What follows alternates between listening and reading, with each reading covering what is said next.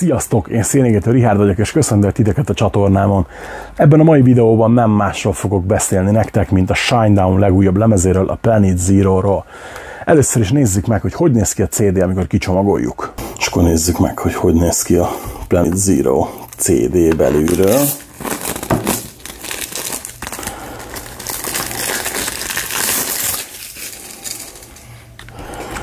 Ugye, a gerinc az egyszerű, de nagyszerű.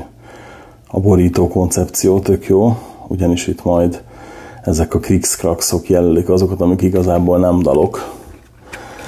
Ugye ijeszgettek minket itt a 20 dallal. Nem sok minden van, itt egy ABC kivételével. Van egy jó vastag buklet. Élmény lesz kiszedni. Ez az unboxing hátrány, hogy itt végignézhetitek, ahogy az ember bénázik. Jó pofa, tetszik ez a lilás szürkés dizájn. Egyszerű a buklet, és mégis nagyszerű. Hoppá! És a srácokról is csak rajz van benne. Később se lesz kép. Érdekes megközelítés. Viszont határozottan működik. Tetszik, tetszetős. Úgyhogy a Planet Zero jó néz ki. Nos, a Planet Zero kapcsán tartozom egy vallomással mindenek előtt. A Shinedown-t nagyon-nagyon régen hallgatom, akkor csípődött be igazán, amikor 2010-ben az Expendables első részében benne volt ugye a Diamond Eyes, ami szerintem az egyik legjobb dal a zenekarnak. Onnantól fogva figyeltem őket, aztán az Amaryllis egy kicsit csalódást okozott, majd a Treat to Survival-lel nekem óriási szerelem lett a zenekar, elkezdtem imádni. Aztán jött az Attention című előző lemez, ahol ugye Eric Best a zenekar basszusgitárosa, Eric Best a zenekar basszusgitárosa volt a producer egyedül egy személyben, és kicsit azt éreztem, hogy ez a kontroll nélküliség annyira nem tett jót a zenekarnak. És amikor megláttam, hogy a Planet Zero-n ugyanez a felállás van, hogy Eric a producer egyedül egy személyben, és 20 dal lesz a lemezen, akkor megmondom őszintén, én egy kicsit félni kezdtem. Egyrészt a Treat to Survival-on, illetve az Attention-on a hangzás egy picit nekem már túl volt polírozva, főleg a dobok terén volt egy kicsit sok a trigger, meg az effekt, meg a többi ilyen varázskütyű, amit szoktak rá használni. Illetve az volt a bajom még, hogy még a Treat to Survival nem is ott minimális volt, de az Attention sok volt az olyan dal, ami nekem semmilyen volt, és nem maradt meg egyáltalán, pedig nagyon sokszor hallgattam a lemezt, mert szerettem volna igazán jóra hallgatni. Szeretem, meg is érdemel egy jó pontszámot, de valahogy az igazi átütő erő az nem volt meg benne, ami mondjuk a Treat to Survival-ban számomra megvolt. A Planet Zero, ugye a 20 dal egyébként egy átverés. Ugyanis nincs a lemezen 20 dal, csak 13, meg 7 átvezető. Ugye amikor unboxingoltam a lemezt, akkor mondtam nektek, hogy ott a hátulján vannak ilyen krikszkrakszok, amik ezeket a skiteket jelölik. És igazából én ezeket át szoktam léptetni sokadik hallásra, itt valamiért nem.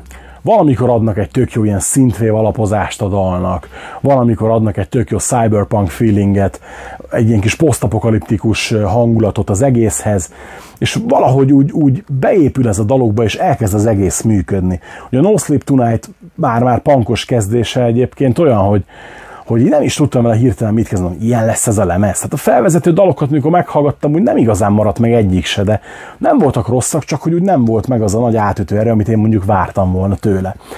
Aztán jöttek szépen lassan a nóták, jött a Planet Zero, Dysfunctional You, Dead Don't Die, America Burning, és így megyünk végig, és így majdnem mindegyikre azt mondom, hogy van a közepén egy pici líraias rész, ami annyira nem jön be, de aztán bejön egy ilyen popsláger, mint a Daylight, amire egyébként valószínűleg nagyon-nagyon sokat fizetne, mondjuk az Imagine Dragons-ra lehetne egy ekkora slágerük, és azt mondtam, hogy srácok, tudtok még ilyen lemezt írni?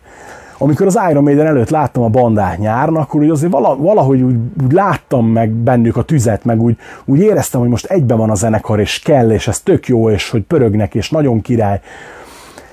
De nem hittem, bevallom őszintén, nem hittem, hogy ebből lehet egy ennyire jó lemez. Főleg amikor már sokat tolták el a megjelenést hónapokkal, nem is volt biztos, hogy mikor jelenik meg.